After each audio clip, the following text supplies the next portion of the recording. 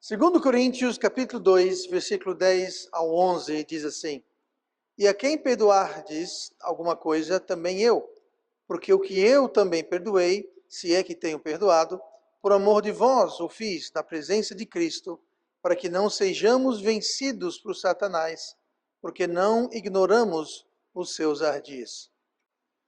Paulo aqui está escrevendo para a igreja em Corinto, e notemos que é a segunda epístola, e ele está se referindo a perdoar um irmão que havia aprontado, estive isso na primeira carta, e que havia sido tratado, e agora ele insta as pessoas a perdoar o tal irmão.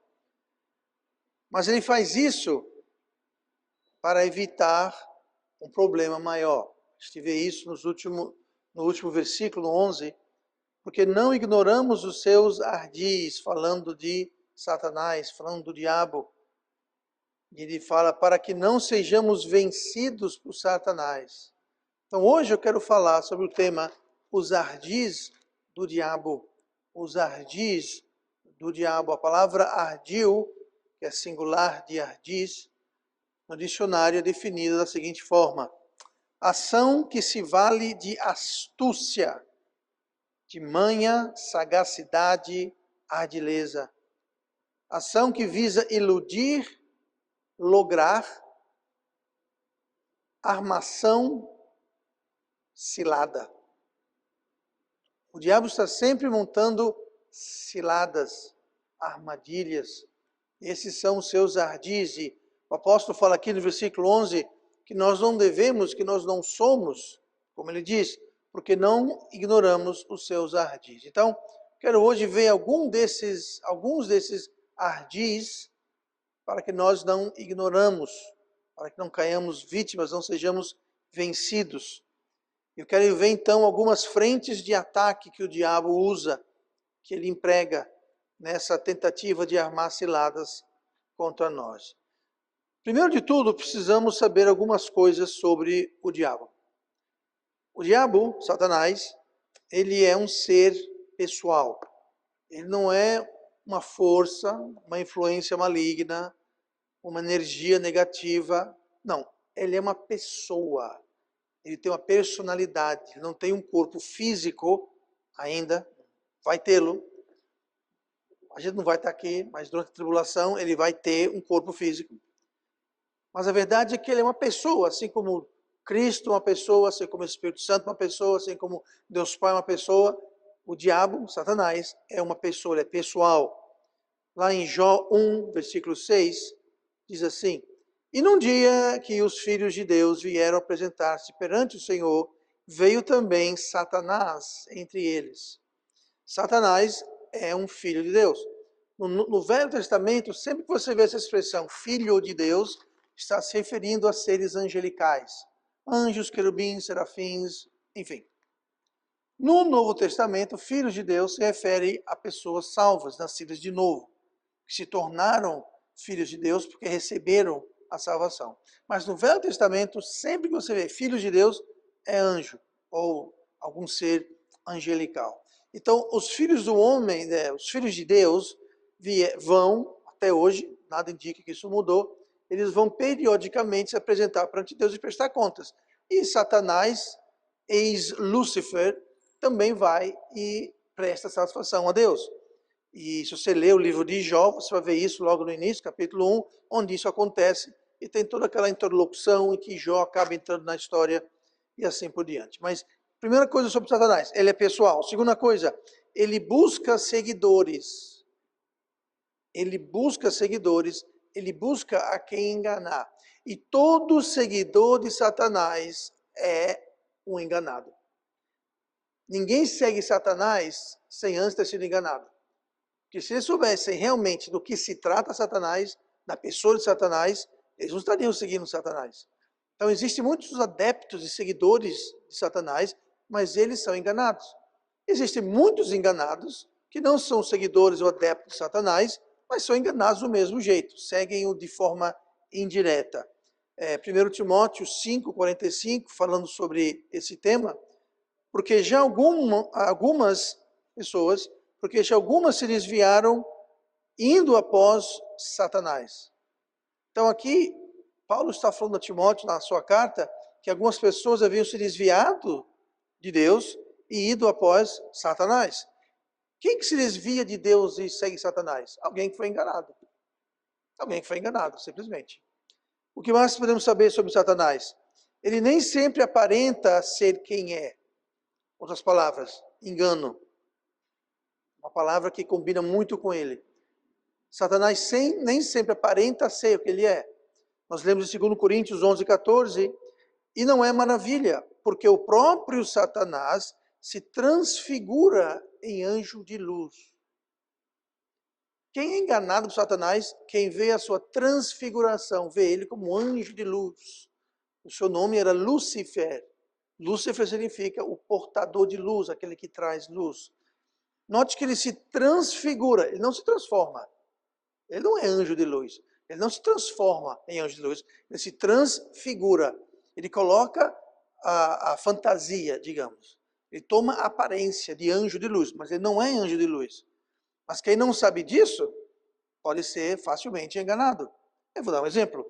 Muita gente acha que se alguma cura é feita de forma espiritual, não explicado pela ciência atual, e se for uma coisa benéfica, aquilo automaticamente é o selo de aprovação de aquilo de Deus. Não. Sabe o que é isso? É o diabo se transfigurando em um anjo de luz. Muitas vezes, vários relatos de pessoas com enfermidades vão para centros espíritas, onde não se fala de Bíblia, de Deus, de Jesus, ou não esse Deus, não o nosso Jesus, não a palavra de Deus, e lá são feitas muitas vezes curas. Curas, as pessoas são curadas mesmo. Só que aquilo lá não é uma obra de Deus, é uma obra de Satanás. Entenda, Satanás tem poder de cura, tem poder de enriquecer, tem poder de fazer maravilhas, milagres e sinais, ele tem esse poder. Tá? Mas não quer dizer que todo sinal, maravilha, cura e algo sobrenatural é automaticamente um selo de aprovação daquilo vem de Deus, de modo algum. Satanás se transfigura, então temos que ter muito cuidado para não ficarmos maravilhados, deslumbrados e enganados por uma obra satânica e atribuindo aquilo como sendo uma obra de Deus. Tá? Temos que ter cuidado, ele nem sempre aparenta ser quem é. A última coisa que eu vou falar sobre as características de Satanás, ele busca nos vencer e nos dominar. Ele quer vencer e quer dominar. Deus não busca dominar ninguém. Deus quer a nossa adoração. Você não pode forçar alguém a adorar a Deus.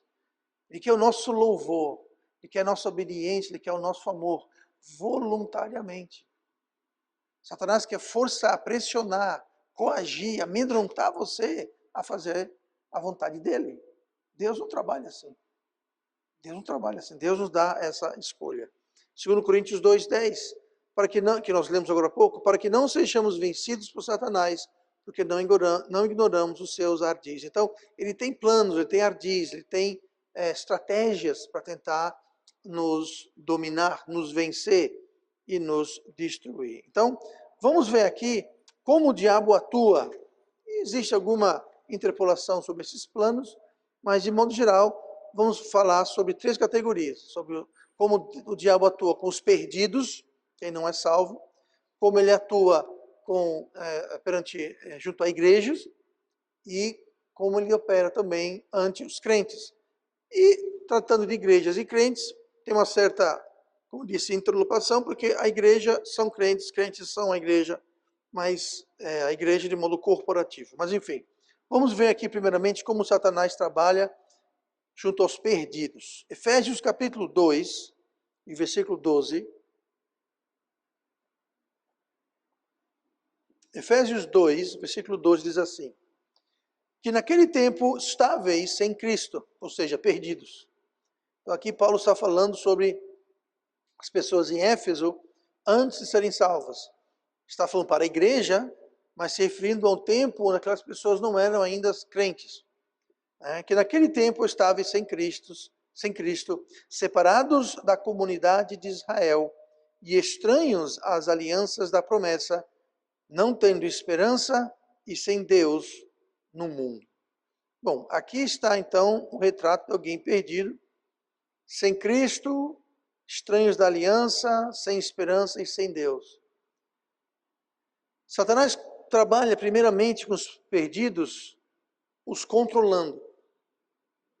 Você e eu, preste bem atenção, você e eu, antes de sermos salvos, e qualquer pessoa antes de ser salva, estava sendo controlada, detida, amarrada, segurada por Satanás.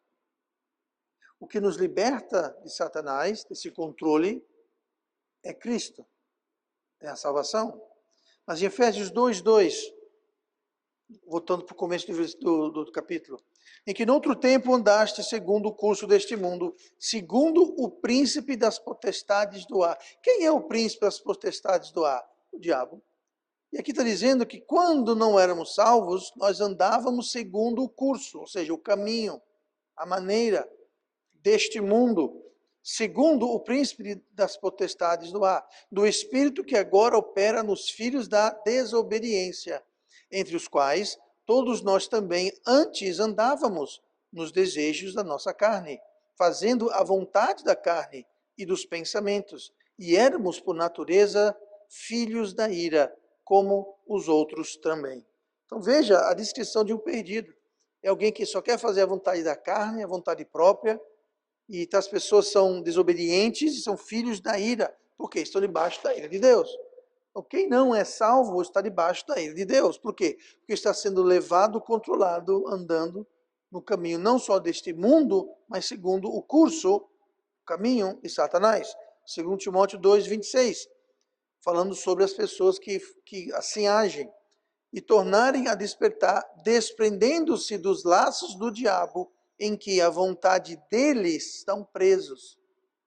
Então é possível alguém estar preso nos laços do diabo, fazendo as vontades dele, do próprio diabo. Apesar de que, segundo Timóteo 2:26, o contexto é de alguém que é salvo. Mas é alguém que é salvo, mas está vivendo como alguém que não, como se não fosse salvo. E é muito triste ver alguém que conhece Cristo, conhece o Evangelho, foi salvo, teve seus pecados perdoados, o nome foi escrito no livro da vida, nasceu de novo, nova criatura, mas está voltando a andar como perdido, como aqueles que estão debaixo da ira de Deus, como se não estivessem salvos. Mas o diabo trabalha tentando controlar, enlaçar, como nós lemos aqui, para fazermos a vontade dele, para andarmos no curso. Curso quer dizer o caminho dele. O diabo quer amarrar as pessoas perdidas, as salvas também, mas aqui especificamente as perdidas, para controlá-las, como você controla um cavalo com um cabresto, ou um cachorro com uma coleira, e você controla, ou um passarinho numa gaiola, você prende, você controla. Não há liberdade, a pessoa está fixa, presa, detida, sendo controlada pelo demônio. Ele trabalha com as pessoas perdidas, trazendo trevas. Trevas. Segundo Coríntios 4:4, nos quais o Deus deste século, e é um Deus com D minúsculo, note bem isso, segundo Coríntios 4:4, nos quais o Deus com D minúsculo, o Deus deste século. Quem é o Deus com D minúsculo deste século? Satanás, o diabo, mais uma vez. Nos quais o Deus desse mundo cegou, o diabo cegou os entendimentos dos incrédulos. Quem são os incrédulos? Bom, nós somos crentes. O que é o oposto de crente? Incrédulo. Incrédulo é quem não crê. Crente é quem crê. Então, o diabo cegou o entendimento dos incrédulos, dos não crentes. Quando você e eu não éramos crentes, não éramos salvos, nós estávamos cegos. Pastor, como é que agora que eu não sou? Como é que eu enxerguei? Porque em alguma ocasião, quando você ouviu, foi apresentado o Evangelho, o Espírito Santo, que sempre, por obrigação, sine qua non, não há salvação, ele abriu aquela cegueira, abriu o seu entendimento, e o Evangelho entrou e você, pela primeira vez, entendeu e abraçou. Talvez na primeira vez, na segunda, na terceira, mas aí você é salvo. Mas até que o Espírito Santo venha e abra o seu entendimento, Talvez lendo a Bíblia, alguém testemunhou para você, num culto, na rua, na praça, você leu um panfleto, não interessa. Mas naquela ocasião o Espírito Santo, ele abriu a cegueira espiritual e você teve a oportunidade de aceitar ou rejeitar. E essa rejeição é justamente aquele pecado que não tem perdão, que é a blasfêmia do Espírito Santo. É quando o Espírito Santo vem, abre o entendimento, você enxerga a verdade e fala, não. Por que não há perdão? Aquilo é o caminho do perdão. Aquilo é a única porta da salvação. Se você blasfema e você rejeita aquilo, a cortina fecha de novo. E você pode ou não ter outra oportunidade. Então, quando a gente faz a obra de evangelização, nós nunca vamos sozinhos. O Espírito Santo sempre vai junto. E quando alguém entende, não é porque você ou eu fomos muito eloquentes e usamos exemplos maravilhosos e fizemos uso de humor e somos pessoas maravilhosas e lindas e cheirosas e tal. Não foi nada disso, gente. Não, ninguém se acha. Aquilo foi obra do Espírito Santo de Deus e que você levando o Evangelho, a palavra de Deus, explicando o Evangelho para a pessoa, o Espírito Santo abriu o entendimento, a pessoa entendeu e recebeu. E eu acho incrível muitas vezes, pense nisso. Alguém está na rua, você encontra uma pessoa totalmente estranha, nunca viu antes. E você faz uma pergunta um tanto íntima. Se você morresse hoje, você sabe para onde você ia? Francamente, eu antes de ser salvo, talvez eu diria, é na sua conta. Eu diria algo assim. Que é uma coisa bastante íntima. Eu não quero discutir uma coisa assim com você. Quem você nunca tive na minha vida? Que audácia. Já fui estranho perguntar isso. Mas imagine que a pessoa pensa, responde, é cativada pelo assunto, pela conversação, escuta o Evangelho, entende o Evangelho, como? Sabe como? O Espírito Santo foi lá e descegou, abriu, jogou luz nas trevas, e a pessoa pôde entender e confessar a Cristo e receber Jesus ali, a um estranho, no meio da calçada da rua, no parque, enfim. É obra do Espírito Santo. Mas o diabo, ele trabalha com os perdidos, trazendo trevas ao entendimento, para que eles não entendam. Deixa eu acabar de ler o versículo aqui. Nos quais o Deus desse século chegou ao entendimento dos incrédulos, para que lhes não resplandeça a luz do Evangelho, da glória de Cristo, que é a imagem de Deus. Então, ele cega para que a luz não resplandeça, para que eles não entendam e permaneçam perdidos. E muitas vezes, a gente vai evangelizar, a gente fala com alguém, e a gente usa de exemplo, e a pessoa no final de tudo fala, não quero, agora não. Sabe o que é aquilo? Ou a pessoa rejeitou, entendeu, rejeitou, ou ela não entendeu. Por algum motivo, ela não permitiu que o Espírito Santo abrisse o entendimento dela, e ela não entendeu. Tá? Mas é uma obra espiritual, tanto trazer trevas quanto trazer luz. Terceira forma que o diabo trabalha com os perdidos, enganando. 2 Coríntios 11:3. Mas temo que, assim como a serpente enganou Eva com a sua astúcia, assim também sejam de alguma sorte corrompidos nos vossos sentidos e se apartem da simplicidade que há em Cristo. Mais uma vez, o diabo quer enganar. Como é que ele engana? De forma bem fácil de você entender. Você sabe evangelizar, você fala com alguém. Se você morresse hoje ou daqui a um ano, você sabe onde você ia? Ah, sim, eu sei. Para onde? Para o céu. Por quê? Ah, porque eu vou para a igreja todo domingo. Ah, porque eu persevero. Eu não faço mal a ninguém. Eu sou bom no coração. Eu fui batizado. Aí dá um monte de motivos porque a pessoa acha que vai para o céu. Sabe o que é isso? É alguém que foi enganado. Não, você tem que pertencer a tal igreja. Tem que ser batizado. Tem que fazer isso, não fazer aquilo outro, tem que ser assim, tem que ser assado. E se você fizer tudo isso, aí você vai ser salvo. Isso leva o nome de religião. Está assim, ó. Você encontra gente assim o tempo todo, são pessoas enganadas. Foram enganadas achando que alguma religiosidade, alguma ética, uma moralidade vai lhes permitir entrar no céu. E não vai. Não vai. Mas quem faz isso é o diabo que engana. E por último, o diabo trabalha com os perdidos, destruindo, simplesmente os destruindo. João 10:10. O ladrão não vem senão a roubar, a matar e a destruir.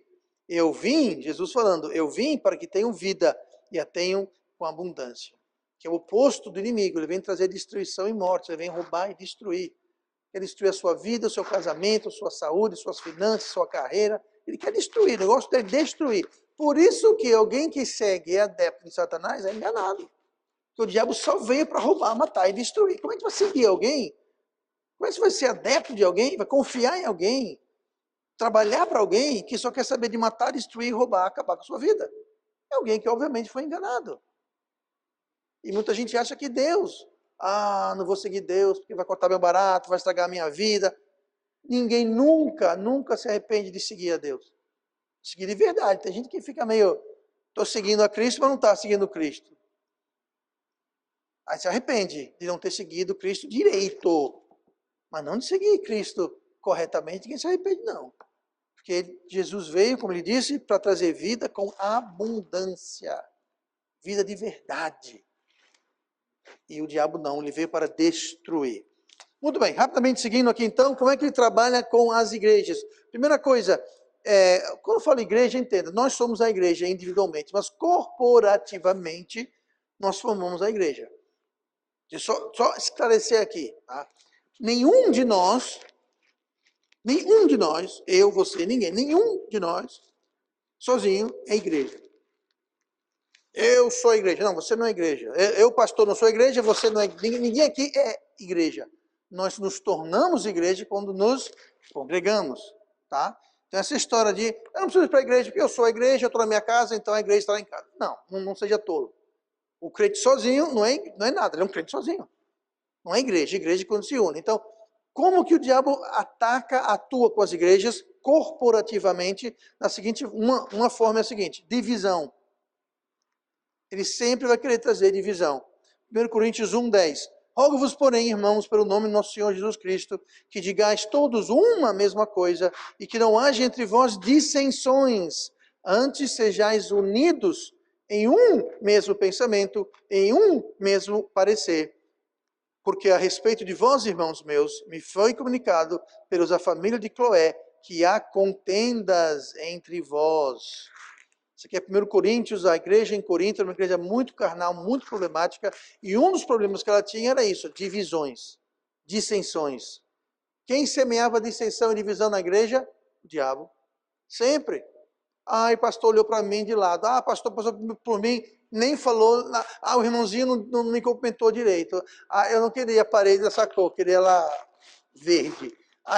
O ar está muito frio, o ar-condicionado muito frio, e o povo sabe que eu sou alérgico, ligam de propósito só para me chatear. Divisão. O culto começa muito cedo, o culto começa muito tarde, o culto demora muito, o culto é curto demais, o café não é do que eu gosto. Divisão. Não estou dizendo que acontece isso aqui. Mas divisão, gente, todo tipo de divisão, qualquer tipo de divisão. O diabo não perde oportunidade para semear divisão. Semear contenda, é o que ele faz. Como mais? Distração. Mateus 6,33. Buscai primeiro o reino de Deus e a sua justiça, e todas essas coisas vos serão acrescentadas. O trabalho da igreja é buscar o reino de Deus. O reino de Deus, lá em cima, no topo, a prioridade mais alta é ganhar almas. Discipular, batizar, ensinar, louvar a Deus, glorificá-lo com as nossas vidas. Aí tem muita igreja que se torna um clube social, se torna um clube de canto. É errado, pastor, a igreja ter um aspecto social? Claro que não. Social no sentido para a igreja e social também ajudar o social. Não. É errado a igreja ter grupos de canto, que coral, também não, mas não é o principal. Tem muitos, se você for para o canal da Igreja Batista Metropolitana, tem, sei lá, 1000 vídeos lá, eu nem sei, né? Tem um bocado lá, centenas, acho que não chega a milhares, mas tem um bocado de vídeo lá. Eu acho que tem um de música, e um canto especial que teve. Os outros todos são o quê? Pregação, estudo, ensino. Outras igrejas, você vai lá, 10.000 vídeos, tudo é música, louvor, é cântico. Não tem uma pregação. Agora, quantos seguidores tem a nossa página? 400, 500, não sei. E a outra igreja que tem, sei lá, 10 mil, 50 mil. Sabe o que é isso? É mudar as prioridades, é ser distraído. É distraído do principal. Se uma igreja não está ativamente ganhando almas, ela não merece o título de igreja. Estamos vendo, temos uma pausa no nosso estudo sobre as igrejas de Apocalipse, e lá Jesus usa o termo que vai retirar o castiçal, se ela não se arrepender e voltar às suas obras, às primeiras obras. Pois é, uma igreja que não está ativamente ganhando almas, não merece e perde o castiçal. Fica uma igreja que é casca. Só tem a placa na frente, o poder de Deus, a glória de Deus não está ali. Por quê? Porque não está ganhando almas. É a padaria que não assa pão. É o borracheiro que não conserta pneu. Onde já se viu uma coisa dessa? É o hospital que não cura ninguém. É o dentista que não ajuda com a higiene bucal de ninguém. É o carpinteiro que não faz nada. É o serralheiro que não faz... Enfim, por que está ali? Estão distraídas. Igrejas são distraídas. Satanás vem e distrai. Eu vou dar um exemplo. Pastor, o senhor é contra o aborto? É claro que eu sou contra o aborto. É pecado, é antibíblico, é demoníaco. É incrivelmente demoníaco. Se você parar para analisar do que se trata, da indústria que existe do aborto, de vender peças de bebezinhos. É isso que se trata do aborto. Não é só para porque a saúde da mulher. Isso é conversa fiada. Os bebezinhos são extraídos e são muitas vezes comercializados, gente. Você não quer nem saber. Tem muita remédio e vacina que tem restos de criancinha dentro. É feito com aquilo. É um absurdo o que acontece. Rende bilhões, é uma indústria. Mas sabe uma coisa? É errado uma igreja tomar isso como sua bandeira principal. Igreja Batista contra o aborto. Pronto, esse é o nome da igreja. Não. Desigualdade social. É correto desigualdade? Não.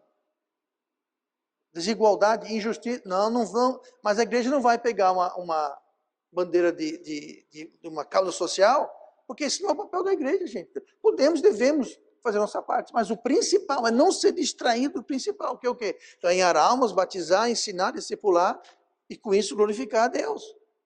Com vidas mudadas, transformadas, ensinando-os a guardar todas as coisas que eu tenho ensinado. Essa é a obra da igreja.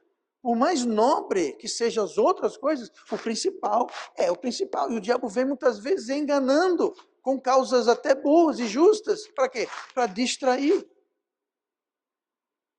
Vamos chegar na padaria e falar, olha, veja bem, ao invés de fazer pão, vai fazer verduras orgânicas, saudáveis, num precinho bom. É mesmo, ok, mas deixou de ser padaria. Por mais correto e nobre, padaria faz pão, igreja ganha almas. Faz a obra, a grande comissão. Outra forma que o diabo trabalha com as igrejas. Atos 6:1. Ora, naqueles dias, crescendo o número dos discípulos, houve uma murmuração dos gregos contra os hebreus, porque as suas viúvas eram desprezadas no ministério cotidiano. Desafeto. Isso encaixa com divisão. Começa a colocar uma coisa contra a outra. Aqui tinha os hebreus e os gregos, estavam tendo um certo atrito, porque as viúvas diziam-se, havia essa percepção, não sabemos se era verdade de fato ou não, provavelmente não, mas não podemos dizer de fato, mas houve a percepção de que estava havendo alguma injustiça, porque as viúvas hebreus eram mais beneficiadas do que as gregas, e aquela confusão toda, lembrando que a igreja primitiva era primordialmente judaica, né? E, enfim, então essas coisas o diabo sempre entra e aproveita, então muito cuidado, gente. Que eu saiba, não tem nenhum desafeto, nenhuma distração, nenhuma divisão aqui na igreja. Mas muito cuidado, porque por coisinhas ínfimas, o diabo entra e vai causar confusão. É assim que ele trabalha. Ele vai enganar, e vai trapacear, e vai armar ciladas. Então vamos ficar espertos. E, por último, como que o crente trabalha, o diabo trabalha com o crente? Como é que ele trabalha com o perdido, com a igreja, corporativamente, e como ele trabalha com o crente individualmente? Primeira coisa, ele vem trazer dúvida. Gênesis 3:1. Ora, a serpente era a mais astuta de todas as limarias do campo que o Senhor Deus tinha feito. E esta disse à mulher: é assim que Deus disse: não comereis de toda a árvore do jardim? Interessante aqui é o seguinte: a quem foi que Deus falou para não comer da árvore do conhecimento do bem e do mal? Foi para Eva? Foi para quem? Para Adão. Para quem a serpente foi? Foi para Adão? Não sabemos. Talvez foi para Adão e Adão mandou lá catar coquinho. Não sabemos. Mas ela foi para Eva. E Eva sucumbiu. Mais interessante é o seguinte: Adão viu Deus criar os animais. Entenda, Deus criou os animais na criação. Plantou o jardim. Aí dentro do jardim, Deus criou os animais tudo de novo, um a um, para Adão dar o nome. Então, Adão viu com os próprios olhos Deus criar os animais. Eva não viu. A quem que a serpente conseguiu enganar? Eva. Então nós temos que agir com fé e através dos olhos da fé ser como Adão e não permitir dúvidas entre nossas vidas, porque sempre que vem dúvida é obra de Satanás. O diabo vai querer trazer dúvidas sobre a palavra de Deus. É isso mesmo que fala. É para hoje isso. Gente, olha, se alguém for assim, isso é para hoje. Tá? Só para esclarecer, existem algumas coisas que não é para hoje, não é porque é hoje, é porque a circunstância é outra. Por exemplo, lá no Velho Testamento falava, se um filho era desobediente, os pais eram para predejá-lo. Gabi?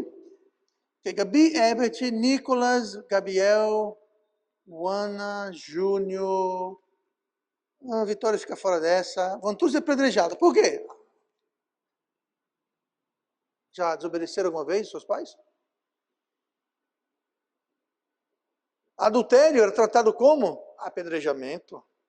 Mas lembre, a lei judaica que o povo tinha, aquilo era o código civil da nação de Israel quando era uma teocracia. Eles não tinham rei, não tinham presidente, não tinha eleição, não tinha nada. Deus era o rei deles. E a lei era o código penal, era a Constituição, era o código civil, era tudo. Tratava de tudo ali, tudo. Problema social, de roubo, de homicídio, de tudo ali era tratado. Então, hoje estamos numa teocracia? Não. Hoje estamos vivendo sobre a lei, a Constituição que tinha. Não. Eu vou chocar vocês. Pastor, pena de morte. A princípio, o senhor é a favor? A princípio, eu sou a favor. Porém, eu sou contra a pena de morte no Brasil atualmente. Por quê? Porque no Brasil a justiça não é cega. Eu tenho que ter cuidado porque falo, porque de repente pode sobrar para mim. Já começa por aí.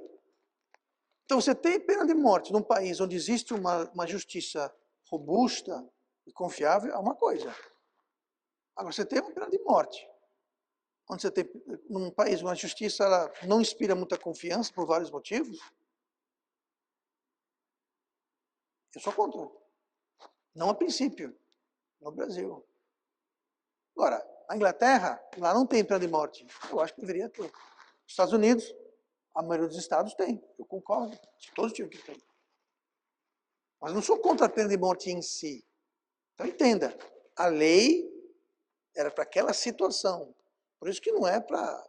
Tem um pastor, o cara é doido, ou é doido ou quer chamar atenção. Ele acha que tem que apedrejar adúltero, homossexual, apedreja todo dia que a Bíblia manda. É doido, é maluco, não entende a palavra de Deus. Entendeu? Ele acha que é isso, enfim, não está discernindo. Tá? Mas a lei moral de Deus, que é certo e errado, isso não muda, é eterno, como Deus é eterno. Então Deus vai trazer dúvidas. Será que é isso mesmo? Será que Deus quer isso para mim? Vai trazer dúvidas no seu casamento, no seu trabalho, nas suas decisões, tudo. Eu devo fazer assim? Eu devo agir assado? Eu estou errando fazendo assim? Estarei fazendo certo? Se assegure e se enraize numa decisão baseada na palavra de Deus e não saia dali. Não sucumba a dúvidas. Que ele vai vir com dúvidas para tentar destilhar você. O que mais que ele faz? Ele vai tentar trazer inquietação. Maravilho-me de que tão depressa passasseis daquele que vos chamou a graça de Cristo para outro evangelho. Que é Paulo falando da igreja na Galícia. O qual não é outro, mas há alguns que vos inquietam e querem transtornar o evangelho de Cristo. Esses que inquietavam eram agentes de Satanás, trazendo inquietação. O que é inquietação? Falta de paz. Eles vêm e falavam, tu acha mesmo que é tudo pela graça? Você não tem que fazer nada. Jesus fez tudo. Ah, isso está certo não. Como é que é? Então quer dizer que, você está entendendo as conversinhas de inquietação? As pessoas ficam inquietas. Rapaz, está seguindo, siga não, está perdendo tempo. Sai da igreja. Esqueça de Deus, viva a sua vida, faça o que você quiser, siga o seu coração. Se você não estiver firme, você vai ficar assim, ó. Um dia aqui, um dia ali, um dia aqui, e você não vai para frente, você vai de lado, assim. Por quê? Você está inquieto. Quem semeia inquietação em nossos corações é o diabo. Última coisa, Gênesis 3:5. Porque Deus sabe que no dia em que dele comerdes, se abrirão os vossos olhos e sereis como Deus, sabendo o bem e o mal. Isso que é a serpente, enganando Eva. Deus falou para não comer, porque o dia que você, ele sabe que o dia que você comer, você vai ser igual a Deus. Olha que sutil. Eva foi enganada para ser igual a Deus. Bom, Deus é bom, se você for igual a Deus, isso é bom, né? Eu não vou ser igual ao diabo, eu vou ser igual a Deus. Você é como Deus. Deus é bom, você é como Deus. Pois é. Foi nesse mesmo erro que Lúcifer caiu. Eu serei semelhante ao Altíssimo, falou Lúcifer. Eu me assentarei nas alturas, falou Lúcifer. Lúcifer queria ser como Deus. Resultado, virou Satanás. Foi expulso do céu. Isso é outra conversa, mas o diabo sempre vai querer trazer desobediência. E viu a mulher que aquela árvore era boa para se comer e agradável aos olhos, e árvore desejável para dar entendimento. Tomou do seu fruto e comeu, e deu também a seu marido, e ele comeu com ela. Sabe o que é isso? Desobediência. Note como antes da desobediência veio a enganação. Toda pessoa desobediente é essencialmente alguém enganado. Porque se você soubesse que a obediência vai trazer a bênção de Deus, o favor de Deus, você vai estar agradando a Deus. Para você deixar de fazer isso, é porque você foi enganado, achando que tem uma coisa melhor. Aquela obediência vai lhe trazer um fruto melhor. Essa é a promessa de Satanás. Não, esquece não comer dessa árvore. Coma dessa árvore. Você vai ser como Deus. Deus está querendo, te enganar. Para. Não é isso que ele faz hoje. Ele vem para a gente e tenta nos enganar, dizendo que Deus quer o nosso mal. É isso que eu digo. Todo adepto, seguidor do diabo é enganado. Todo rebelde e desobediente a Deus, crente ou não, é um enganado. A desobediência veio depois da enganação. Analise, sempre que você faz alguma coisa de desobediência, o raciocínio que levou você a fazer aquilo, e muitas vezes aquilo acontece tantas vezes que você nem pensa mais, aquilo ocorre quase que automaticamente, virou um hábito, um padrão já enraizado na sua vida. Tem que ser quebrado. Pense. Em que fui enganado. Por que eu estou agindo assim? É engano. Eu fui enganado. Mas eu sou salvo. Enganado. Eva não era salva nem perdida. Eva vivia num estado natural, perfeitamente, antes da queda. Comunhão completa com Deus. Quer mais do que isso? Ela via e falava com Deus como eu e você estamos falando aqui. Vivia no jardim. Não havia pecado, não havia nada. Ela foi enganada. Eu não penso só porque eu e você somos crentes que nós não podemos ser enganados pelo diabo. Podemos sim ser enganados pelo diabo. E a desobediência e o pecado sempre vem depois da enganação, do enganamento, se eu puder usar esse termo. Então, para resumir, não sejamos ignorantes dessas táticas do diabo. Que se você não entende que ele trabalha através da desobediência, do engano, da inquietação, da dúvida. Inquietação é uma das preferidas, né? Que é trazer inquietação. Desde, vai ter dinheiro para pagar as contas no final do mês? Será que eu vou passar de ano? Eu vou morrer solteira, eu vou morrer solteiro, eu vou morrer não sei o que mais, todo tipo de inquietação que você possa imaginar, o diabo vai vir. E o ser humano não foi feito para viver inquieto. O ser humano não foi feito para viver sem paz. Nós somos seres que buscamos e almejamos paz. Como é que os judeus se cumprimentam até hoje? Shalom. Quer dizer o quê? Paz. E os muçulmanos? Salem. Quer dizer o quê? Paz. A humanidade busca, almeja paz. E muitas vezes eles pagam qualquer preço pela promessa, pela esperança de ter paz. E aí que está o problema. A gente inquieto, a gente não pensa direito, a gente não raciocina direito, a gente esquece dos ardis do inimigo e viramos presa fácil. Presa fácil. Então tem muito, muito cuidado. Não dê lugar nem brecha ao diabo. É o que fala em Efésios 4:27. Não deis lugar ao diabo. Então quer dizer isso? Quer dizer assim, ó, a plataforma aqui é minha vida. O diabo não pode ter 1 centímetro aqui. Se ele botar uma unha ali, expulso, rejeite-o. O problema é que ele pega um cantinho e fala, não, se você ficar quietinho aí, vai ficar quietinho? Ele vai dizer que vai. Tu vai acreditar no diabo, o pai da mentira. O pai do engano. Rapaz, eu não falei para você ficar quietinho, você já está aqui já. Por que não está ali? Não, é só até aí, né? Tá certo. Não deis lugar ao diabo, porque aos poucos ele vai querer tomar tudo. Ele nunca vai ficar satisfeito com o cantinho dele. Então não dê lugar para ele. Não deis lugar ao diabo. Não dê 1 centímetro ao diabo. Porque ele não vai se contentar, ele vai querer tudo. Ele vai trazer inquietação, vai trazer engano, vai trazer todo tipo de coisa para forçar eu e você a desobedecermos a Deus. Não dê lugar ao diabo, não dê brecha para ele. Use a armadura de Deus. Efésios 6:11, revesti-vos de toda a armadura de Deus para que possais estar firmes contra as astutas ciladas do diabo. Pastor, o que é a armadura de Deus? Bom, se você não sabe o que é a armadura de Deus, talvez você não está utilizando. Se não está utilizando, então você não está resistindo contra as ciladas astutas do diabo. E entenda, o diabo é um inimigo formidável, mas Deus é maior.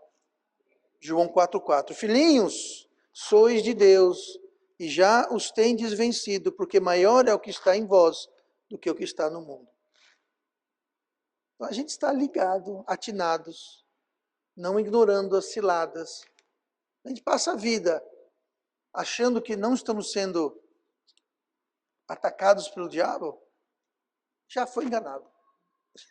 Já está enganado. Se você vive sem perceber que existe uma batalha espiritual rugindo ao seu redor, se você não está ligado, atinado a isso, já está enganado. Já está enganado. Porque há uma batalha ao seu redor. O diabo não pode tirar a sua salvação, mas ele pode tirar a sua produção, a sua comunhão e o seu serviço a Deus.